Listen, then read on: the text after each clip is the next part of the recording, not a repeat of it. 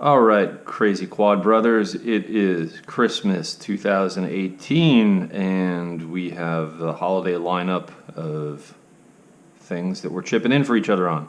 So Dave, I'll start with you. We are getting you on a Taranis, buddy. X9D Plus, upgraded M9 gimbals, LiPo battery, switches, nut covers, all that good stuff, nut covers. I'll go through that in a bit, but you are now flying a Taranis, my friend. And in order to kind of get going with it, we set you up with a new quad. It's kind of a beater build on an X210 frame. And I'll review the specs a little bit later, but this one should be good for you to get up in the air, kind of play around, be able to crash, get back up, keep going. And then Jeff, we got you something special, man. We put you together a Martian-based X215 frame with some lots of good parts on there. So I'll talk about those in a little bit, but yeah, it is a nice looking build here. So we've been conspiring with each other to get some cool holiday toys. So hopefully we can get up in the new year and have a lot of fun. All right, bros, love you. Merry Christmas. All right, going to do a quick review of the Taranis X9D. Well, not a review, but an overview. When you're creating new models, the way I've got this set up, let's turn it on, is if you hit the menu key, right, it takes you to kind of the model selection area. And what we can see is there is one called FR Sky, one that's called CRSF, and one that's called X210. Dave, X210 is set to fly your quad. CRSF is Crossfire, that's set to fly Jeff's quad. And then FR Sky is kind of the same setting as what's X210, but it's a template to copy. So let's say you wanted to add a new FR Sky quad. What you do is kind of move to that, you press enter and long hold it, say copy model, move to a new spot, hit enter again, it copied it, and then what you do is, you know, scroll up and down till you highlight it and you want to get that little asterisk on it. So you press enter, hold, and then select model, and now this model is loaded, right? So what you can do is start going in here and configuring that guy, and then you start hitting page. You can change the name of it. More importantly, you're going to be wanting to bind something to it. The receiver 00 right now identifies the receiver in Dave's quad. So if we wanted to change that to something other than that, what we'd want to do is first figure out what mode it is. So there's mode D16. I've got something beeping at me. Let's turn you off. Good night. All right. You know, you can be D16, D8. D16 and D8 are primarily what you're going to fly unless you're doing crossfire, in which case you want to turn that off. So let's kind of exit out of that. Actually, we turned it off. Let's exit back into it. All right, D16. Then what you can do is choose your channel numbers, and then you probably want to pick a new receiver number, one that you already haven't, that you have not yet used.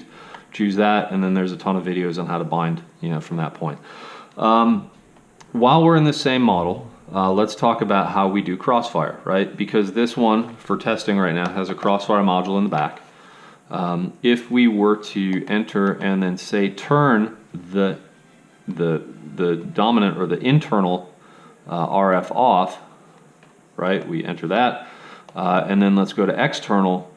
Right now what we can do is select enter and then start looking for the one that says CRSF, which is crossfire. We hit enter. So now this model knows to use the external radio, which is the crossfire radio, and if you see that, the LED is now turned on, right? So what this is doing is it put this in a mode to now wait to figure out a receiver that you need to bind to. So the CRSF model that we saw on the main screen, let me exit out of here,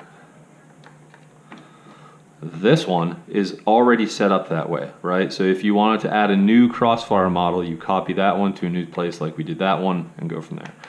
All right, so let's go look back at the page. All right, so then what we do now is if you are setting up a crossfire model, there is a set of scripts inside here that need to run to interact with what's going on there. And the best way to show that is to probably power this on and go back to the one I already have configured. So So what I'm doing is just going to CRSF, I'm selecting it, I'm going to page, right? All right, so exit, menu, hang on, exit, exit, menu. Okay, there we are. So we have selected this model. We are running crossfire on it. Let me power Jeff's quad. In order to do configuration on that, what we need to do is get to the screen where the model is highlighted, right? So we've got that model for this, it's bound. We can see that, you know, it's green back here, so this one's already been connected. If you long press the menu button, you get to radio setup. Once you're in radio setup, you hit page, and then what we're interested in is these crossfire scripts right here. So you press enter, and then what we want to do is run the crossfire Lewis script. So you scroll down to it, you long press it, and you say execute. So right now it's asking, do I want to interact with the micro TX, which is in the back of this, or do I want to interact with the nano receiver that is plugged into this quad? Let's take a look at what's in the nano receiver. We press enter, that script starts running and starts then populating all the pieces, right? So these are the modes that you need to set. So with the micro TX for crossfire, you have to do all that configuration through the panel here.